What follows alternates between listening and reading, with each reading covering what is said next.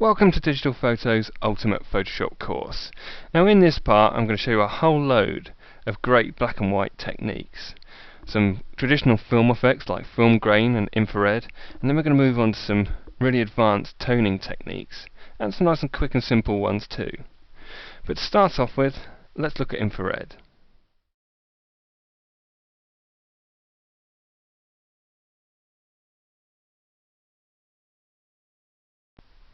To get our infrared effect, we first need to go to Image, Adjustments, and then Channel Mixer. Now we've seen this palette before. This is the one that allows us to mix up the colours in our image to get a great mono effect. Now let's just tick the monochrome box. Now the red slider here allows us to lighten the areas of the red in the image. So the red car, for example, when we've got lots of red, like 100% red here, then that's nice and bright. Now if we put that down to 0 and put green up to 100% or thereabouts, now you'll notice that we've got a very different effect. That's because all the green areas are light. And the same if we boost the blue up to 100%, all the blue areas become bright, and you'll see that the blue skies become very light. Now the way that works is very simple, and for a standard kind of black and white conversion, around about 60 red, 40 green, gives a very even result and it's very consistent. But for an infrared effect, we need to actually make use of the fact that we can have negative values in here. Now infrared is well known for glowing bright foliage and jet black skies. So let's start with the sky. Because skies are blue, when we want to darken those down, we just come to the blue slider and let's pull that down to around about 150, minus 150. Let's come right way down. The exact value is not important at this stage. Now you notice that because we've pulled that right the way down, the image is almost entirely black. So now we need to kind of counteract that effect. Now this image hasn't got a lot of foliage in it, a lot of green. So the best bet is to start off by pulling up the red slider, and that will give us some great contrast in the sky. So let's start by pulling that up to about plus 150, perhaps a bit more. There we go, it's already starting to look pretty good. But we can't quite get enough lightness with the red here, so let's balance the effect with the green channel. Let's just pull the green up a bit, and let's just keep on bringing it up. Now we're getting somewhere. See how the sky up here is jet black, and the contrast in the sky is fantastic. So perhaps I've taken a bit too much blue out of here, so let's just drop that back a bit. Just pull green back in a bit.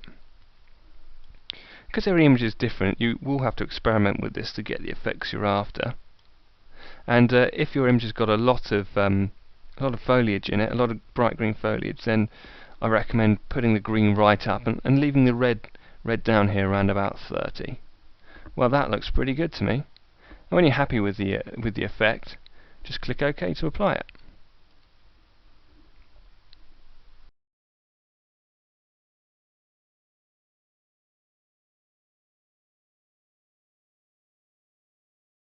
One of the wonderful things about mono-infrared film is that it gives us great glow around all of the highlights, a kind of ethereal glow to all of the bright areas of the image, like the front of the car, and the clouds would stand out too. We can do that in Photoshop, and it's really easy. I'm going to show you how. So hit D on the keyboard to start off with, or come and click down this little button down here, and that will reset our foreground and background colours. So our background colour is white. And this determines the colour of our glow, so if that's not right, the effect will look really odd.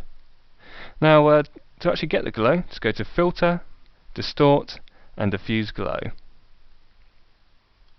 Now you can see the effect already here. If I just click and drag on the preview, and just pan around it, just click on the minus a couple of times too, so we can see a bit more. And you can see the great effect it's having. Now that's a bit too strong, so I recommend these settings. Drop the graininess down to 0, because we're actually going to add some more grain in a minute. Then drop the glow amount down to about 1, and that will just give us less of a glow effect. But clear amount, if we drop that right way down to 9, that will actually make more of the highlights glow. Kind of sets the threshold for that. And that's a good subtle effect that will work on any image. I mean, you can adjust it to your heart's content, but that'll do for me. So let's just click OK to apply it. It's as quick and simple as that.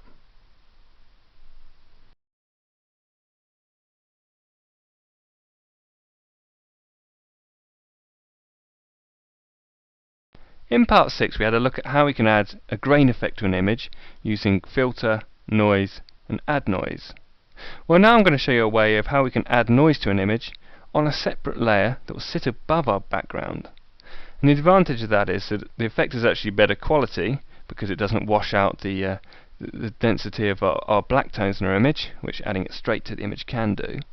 But also it allows us to apply a grain filter over the top of our noise and make much bigger grain particles, and it looks really good. I'll show you how it's done.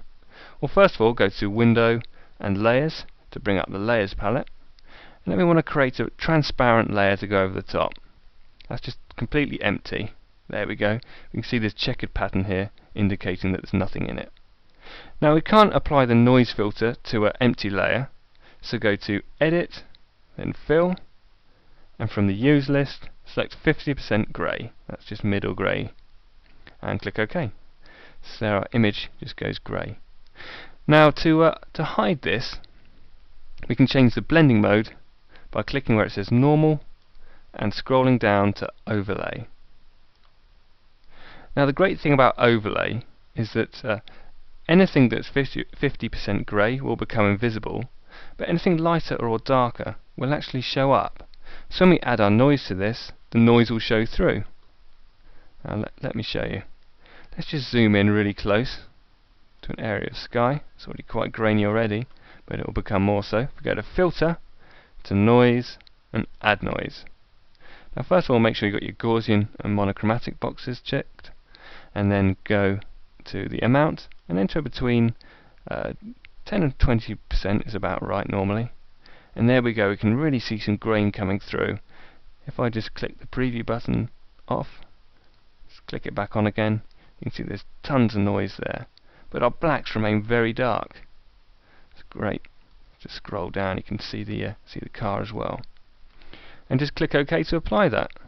And all of that is now sitting on our layer 1, and we can turn that on and off by clicking this eye and get rid of it if we don't want it at a later date.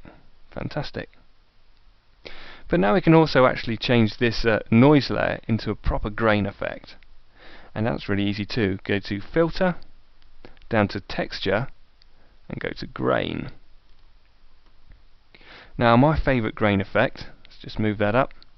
If we go down to Grain Type and just select Enlarge from here, that's my favourite, but also Clumped is good too, so try them both. Let's just click on Enlarged, and then we can see in the preview here that there's some colour in there. Now to get rid of the colour, we can just drop the intensity down, and then it goes black and white. Now we can adjust the contrast to get the amount we want. Now it's best not to go too mad here. Probably around about 30 will looks quite good, doesn't it? And let's just click OK. And you see the bar going across here, and no time at all. Look at that, we've got like a really grainy effect. You can see it in the smooth tones up in the sky here. We've just looks like a black and white film that's been enlarged. Fantastic, really moody and really gritty.